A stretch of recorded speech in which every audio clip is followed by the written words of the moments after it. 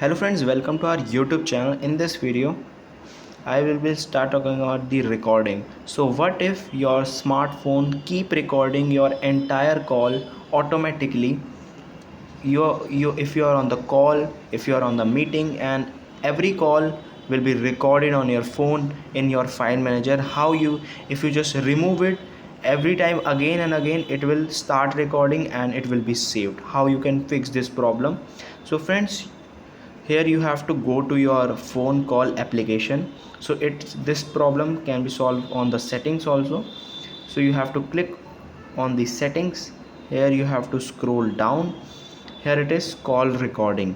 So here it is record calls automatically, call recording notification.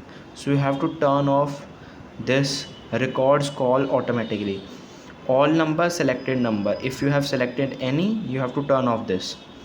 So it will not record any call which come to you. If it is unknown call, if it is your selected numbers, contact list numbers, any call, it will not record. There will be an option to record the calls. You have to tap on it. It will start the recorded, it will end the, and it will save to your folder, but it will never record call automatically without enabling this setting.